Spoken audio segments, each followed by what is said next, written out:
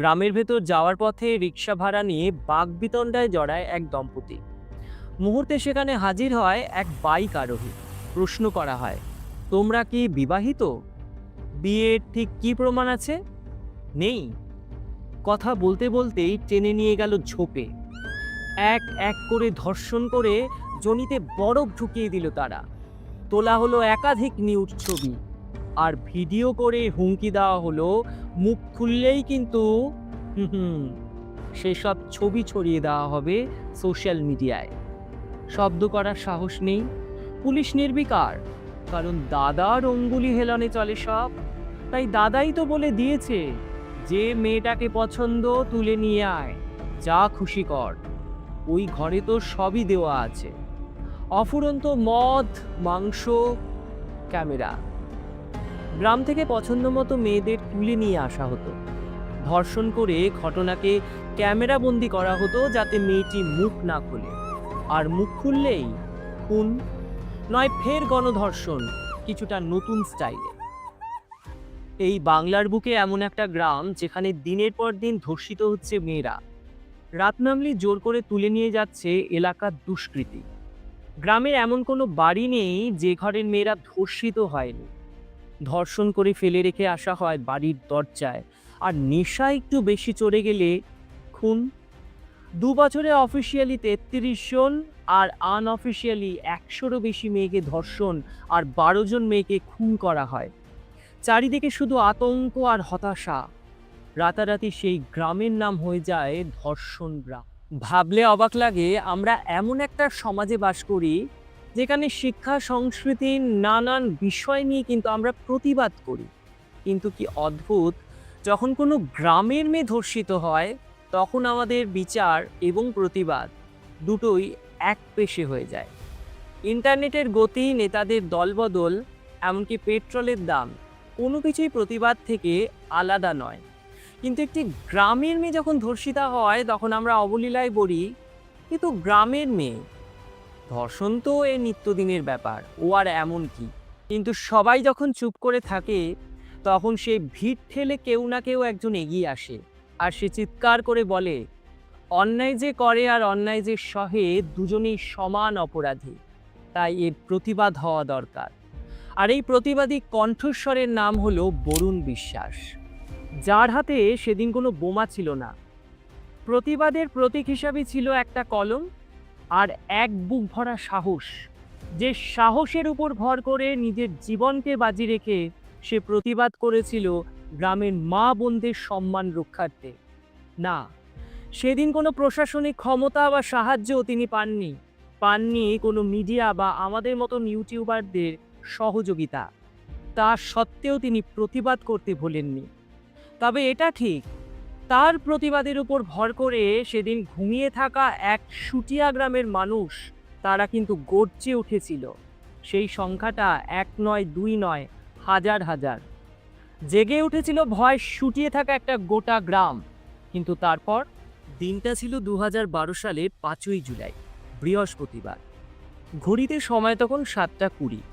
প্রতিদিনের মতোই গোবরডাঙ্গা স্টেশনের 3 নং প্ল্যাটফর্মে এসে থামল বনগা লোকাল। ট্রেন থেকে নামলেন বরুণ বিশ্বাস, চোখে মুখে তখনও ক্লান্তির ছাপ। স্টেশনের বাইরে বাইক রাখা আছে, হাঁটা শুরু করলেন তিনি। কেউ একজন পিছন থেকে ডাকলো, সঙ্গে সঙ্গে পয়েন্ট ব্ল্যাঙ্ক রেঞ্জ থেকে গুলি করলো তার শরীরে। মুহূর্তের মধ্যে পড়ে গেলেন তিনি। সেই সঙ্গে লুটিয়ে পড়ল একটা জ্বলন্ত প্রতিবাদ। লোকজন ছোটাছুটি করে, কিন্তু কেউ এগিয়ে আসে না। তার চোখ খোলা ছিল। হয়তো শেষ মুহূর্তে সমাজকে দেখে যাচ্ছিলেন, হয়তো ভাবছিলেন যে সমাজের জন্য তিনি সবকিছু এতদিন করেছেন, সেই সমাজ আজও তার মতো এক বরুণ বিশ্বাসকে রক্ষা করতে পারেনি। কে এই বরুণ বিশ্বাস? বাংলার মানুষ কি ভুলে গেল বাংলার এই মাস্টারদার কথা? আজও সমাজে মাথা উঁচু করে ঘুরছে বরুণ বিশ্বাসের হত্যাকারীরা। কেউ বলছে তারা বসে আছে ক্ষমতার অলিন্দে। এটা কি শুধুই খুন, নাকি এর পিছনে রয়েছে গভীর রাজনৈতিক ষড়যন্ত্র? বাংলার রাজনীতি কতটা নোংরা হতে পারে, এই ভিডিওটা পুরোটা না দেখলে আপনি বুঝতে পারবেন না। কেন খুন হতে হয়েছিল সেদিন তাকে? সেটা খুঁজতে হলে আমাদেরকে পিছিয়ে যেতে হবে প্রায় 20 বছর। উত্তর 24 পরগনার একটি গ্রাম, নাম শুটিয়া। এই গ্রাম থেকে কিছুক্ষণ হাঁটলেই বাংলাদেশ বর্ডার দেখা যায়। এই শুটিয়ার উপর বয়ে গেছে ইছামতি ও যমুনা নদী। কত কত মেয়ের লাশ যে ছুঁড়ে ফেলা হয়েছে তার কোনো হিসেব নেই। নিয়ম করে প্রতি বছর বন্যা আসে, বন্যায় ভেসে যায় গোটা গ্রাম। সরকারি রিলিফ ফান্ডে আসতো অনেক টাকা, আর এই রিলিফ ফান্ডের দখলদারি নিয়ে উত্থান হলো দুই আঞ্চলিক মস্তানের, সুশান্ত চৌধুরী আর বীরেশ্বর ঢালি। রাত নামলেই গোটা এলাকায় চলতো বাইকের সশব্দ টহলদারি। প্রতিবাদ করলেই ধমকি দিয়ে বাড়ি থেকে তুলে নিয়ে যেত মেয়ে বউদের। চলতো জঙ্গলে নিয়ে গিয়ে ধর্ষণ। নির্যাতন এমনই ছিল যে মায়ের সামনে মেয়েকে, মেয়ের সামনে মাকে, এমনকি শ্বশুরের সামনে বাড়ির মেয়ে বউকে চলতো গণধর্ষণ। এই বাইক বাহিনীর ক্ষমতার কাছে হার মেনে চাইলেও প্রতিবাদ করতে পারত না গ্রামবাসীরা। শাসক দলে প্রশ্রয় থাকা এই গুন্ডাদের হুমকি, মারধর, লুটপাটের অত্যাচারে দিন দিন অতিষ্ঠ হয়ে ওঠে গ্রামবাসীরা। সিপিএম শাসনের শেষ থেকে শুরু করে তৃণমূল শাসনের শুরুতে এখানে চলেছিল এক মধ্যযুগীয় বর্বরতা। এই গ্রামে ধর্ষণ এতটাই জলভাত হয়ে গেছিল যে একটা সময় পর শুটিয়া থেকে গ্রামের নাম হয়ে যায় ধর্ষণ গ্রাম। দুপুর গড়িয়ে বিকেল হলেই বাড়ির বাইরে পা রাখত না কোনো মেয়ে বউ। আইনের শাসন না থাকায় প্রতিদিনই এই নারকীয় অন্যায় মুখ বুজে মেনে নিয়েছিল শুটিয়া গ্রামবাসীরা। আর তখনই পরিত্রাতার ভূমিকায় এগিয়ে এলেন একজন, তিনি বরুণ বিশ্বাস। কিভাবে কলঙ্কে হাতিয়ার করে প্রতিবাদের প্রতিনিধি হয়ে উঠেছিলেন সেটা জানাবো ভিডিওর পরবর্তী অধ্যায়।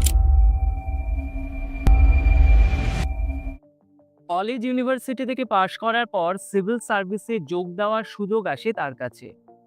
আপনি বা আমি হলে এই মোটা মাইনের চাকরি পাওয়ার পর ঠিক কী করতাম? নিশ্চয়ই সুখের চাকরি নিয়ে পরিবারের সাথে শহরের জীবনকে বেছে নিতাম। সাধারণত এমনটাই তো দেখা যায়, কিন্তু বরুণ নিজের গ্রামকে দুষ্কৃতীদের হাতে ছেড়ে না দিয়ে সিভিল সার্ভেন্টের চাকরি ছেড়ে বেছে নেয় শিক্ষকতার পেশাকে। শিক্ষক হিসাবে যোগ দিলেন কলকাতার মিত্র ইনস্টিটিউশনে। চাইলেই পারতেন কলকাতায় পাকাপাকিভাবে থেকে যেতে, কিন্তু তেমনটা না করে তিনি রোজ কলকাতা থেকে শুটিয়া যেতেন, বলা যেতে পারে ডেইলি প্যাসেঞ্জারি করতেন। তার বাইকের আওয়াজ পেলেই শান্তির ঘুমে বিছানায় যেত শুটিয়ার মেয়েরা। শুটিয়ার পার্শ্ববর্তী এলাকায় প্রায় হাজার হাজার দরিদ্র ছেলেমেয়েদের দায়িত্বও ছিল তারই কাঁধে। তাদের স্কুল কলেজের ফিস, পড়াশোনার খরচও দিতেন বরুণ। শুধু পড়াশোনার খরচ নয়, বরং কোন মেয়ের বিয়ে হয়নি, কোন বাড়ির মানুষ অনাহারে আছেন, গরিব মানুষের চিকিৎসার খরচ, এমনকি টাকার অভাবে কোন পরিবার শ্রাদ্ধ করতে পারছে না তাও দেখতেন তিনি। আর তা দেখতে গিয়ে মাসের শেষে স্কুলে যাওয়ার যে গাড়ি ভাড়া, সেটাও তার কাছে থাকতো না। টাকা ধার করে স্কুলে যেতেন। প্রতিবারের বর্ষায় ভেসে যেত শুটিয়া গ্রাম। 2000 সালের এলাকার মানুষদের নিয়ে খাল সংস্কারের জন্য আন্দোলনও শুরু করেন। আর এতেই অসুবিধায় পড়েন লোকাল নেতারা, কারণ খাল সংস্কারের জন্য সরকারের দেওয়া 38 কোটি টাকা ততদিনে লুঠে খেয়ে নিয়েছে তারা। এই আন্দোলনে এগিয়ে এলেন গ্রামের মানুষরাও। শুটিয়া বাজারে প্রতিবাদ সভা ডাকলেন বরুণ বিশ্বাস। অনেকেই আসলেন, কিন্তু সেই প্রতিবাদ সভায় বক্তৃতা দেওয়ার মতো সাহস যখন কারো হলো না, তখনই মাইক হাতে তুলে নিয়ে সোজা কথা সহজভাবে বললেন বরুণ বিশ্বাস। তিনি পরিষ্কার বললেন, আমরা যদি মা বোনেদের সম্মান রক্ষা করতে না পারি, তাহলে আমাদের যোগ্য সমাজে থাকার কোনো অধিকারই নেই। ধর্ষণকারীদের বিরুদ্ধে রুখে দাঁড়াবার সাহস যদি আমাদের না থাকে, তাহলে আমাদের এর থেকেও বেশি শাস্তি পাওয়া উচিত। তাই আসুন সকলে মিলে এক হয়ে আমাদের গ্রামের মেয়েদের সম্মান রক্ষা করুন। আর বরুণের সেদিনের সেই দৃপ্ত কণ্ঠে যেন গ্রামের মানুষদের ঘুম ভাঙল। আর পরের দিনই তৈরি হলো শুটিয়া গণধর্ষণ প্রতিবাদী মঞ্চ। দলে দলে প্রতিবাদী গ্রামের মানুষ যোগ দিল এই মঞ্চে, আর তাদের নেতৃত্ব দিলেন বরুণ বিশ্বাস। শুরু হলো আন্দোলন, কিন্তু তারপর সমাজ বিরোধীরা কি মেনে নিল বরুণ বিশ্বাসের এই প্রতিবাদকে? এবার সেটাই বলবো ভিডিওর পরবর্তী অধ্যায়। কিভাবে একা খুন আর ধর্ষণের বদলা নিলেন, সে গল্পই থাকছে এই অধ্যায়। প্রথমেই সেই ধর্ষকদের নামের লিস্ট বানালেন বরুণ। তারপর 18টি গাড়ির কনভয় সাজিয়ে সেই লিস্ট নিয়ে হাজির হন এসডিও, এসডিপিও, ওসির কাছে। ডেপুটেশন জমা দিয়ে এলেন শুটিয়ার মানুষরা। খবর পেয়ে গ্রামে এলেন রাজ্য মহিলা কমিশনের সদস্যরা। ধর্ষিতাদের সাথে কথা বলে পরিস্থিতির খবর জেনে চমকে যান মহিলা কমিশনের সদস্যরা। খবর পৌঁছায় উপর মহলে। মুখ্যমন্ত্রীকে নিজের হাতে চিঠি লিখেছিলেন বরুণ বিশ্বাস। সেই চিঠি পৌঁছায় তৎকালীন মুখ্যমন্ত্রী বুদ্ধদেব ভট্টাচার্যের হাতে। সেই চিঠিতে উল্লেখ ছিল গাইঘাটার বিধায়ক জ্যোতিপ্রিয় মল্লিক থেকে শুরু করে বর্তমান সময় তৃণমূলের হেভিওয়েট নেতা মন্ত্রীদের। 2012 সালে 5ই জুলাই মৃত্যু যেন ছায়ার মতো তার নিত্যসঙ্গী। তার নিরাপত্তার কথা মাথায় রেখে গ্রামের দুজন ব্যক্তি নিয়ম করে তাকে স্টেশনে নিয়ে আসতো, কিন্তু গ্রামের একটি মেয়ের বিয়ের কাজে সাহায্য করার জন্য বরুণ তাদেরকে সেদিন ফিরিয়ে দিয়েছিল। আর সেদিন দুষ্কৃতীরা সেই সুযোগটাই নিয়েছিল। মাস্টারমশাইয়ের বুকে গুলি চালালো 15 থেকে 16 বছরের দুই যুবক। বুকে গুলি লাগলেও অনেকক্ষণ বেঁচেছিলেন বরুণ। হয়তো হাসপাতালে নিয়ে গেলে বাঁচানোও যেত তাকে। বরুণ অনেকবার বলেছিলেন, আমায় হাসপাতালে নিয়ে চলো, আমি বেঁচে যাব, আমার কিচ্ছু হয়নি। স্টেশনে প্রায় 40 মিনিট পড়েছিলেন সেদিন। হাসপাতালে কেউ নিয়ে যাননি। অত্যধিক রক্তক্ষরণের ফলে সেদিন তার মৃত্যু হয়। 2012 সালের 6ই জুলাই বরুণ মারা যাওয়ার পরের দিন সারা দিন বৃষ্টিতে নিস্তব্ধ ছিল গোটা শুটিয়া। বরুণের মৃতদেহকে ঘিরে কেঁদেছিল 40,000 মানুষ। ভেঙে গুড়িয়ে দেওয়া হয়েছিল পুলিশ ফাঁড়ি। বরুণের মৃত্যুতে জ্বলে উঠেছিল গোটা গাইঘাটা। 10 ঘন্টা প্রধান সড়ক বন্ধ রেখেছিল ক্ষুব্ধ জনতা। শেষ যাত্রায় অংশ নিয়েছিল 40,000 মানুষ। সবাই তারা শপথ নিয়েছিল খুনিদের শাস্তি না দিয়ে লড়াই তারা থামাবে না। সুশান্ত সহ 10 জনের বিরুদ্ধে মামলা চলে আদালতে। পরে সুশান্ত জেলে মারা যায়। আর যে ছেলেটা সেদিন মাস্টারমশাইয়ের বুকে গুলি ছুঁড়েছিল, নাবালক হওয়ার কারণে জুভেনাইল আদালতে তার শাস্তি হয়। ধরা পড়েছে, শাস্তিও হয়েছে, কিন্তু খুনের আসল মাস্টারমাইন্ড তা কি আজও ধরা পড়েছে? না, তা আজও অধরা। বনগাঁ মহকুমা আদালতে আজও চলছে বরুণ বিশ্বাসের মামলা। বরুণের পরিবারের অভিযোগের আঙুল জ্যোতিপ্রিয় মল্লিকের দিকে। প্রথম থেকেই তারা দাবি করে আসছেন তার ভাইকে হত্যার ষড়যন্ত্রে রয়েছে তৎকালীন বিধায়ক তখন খাদ্যমন্ত্রী জ্যোতিপ্রিয় মল্লিক। দফায় দফায় তাদের পরিবারকে হুমকির শিকার হতে হলেও আশা ছাড়েননি বরুণের পরিবার। বরুণ বিশ্বাস মারা যান, কিন্তু হারিয়ে যাননি। তিনি বেঁচে আছেন প্রত্যেক সাহসী কণ্ঠে, প্রত্যেক প্রতিবাদে। তার মৃত্যু ষড়যন্ত্র হলেও জীবন ছিল এক বিপ্লব, এক নিঃশব্দ বিপ্লব, যেখানে অস্ত্র ছিল না, ছিল কণ্ঠ। সেই কণ্ঠ আজ শুটিয়ার আকাশে বাতাসে।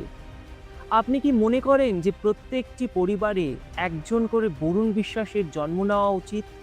আর যদি সেটা আপনি মনে করেন, তাহলে আজকের এই ভিডিওটা আগামী প্রজন্মকে জানানোর জন্য নিজের দায়িত্বে শেয়ার করে দেবেন।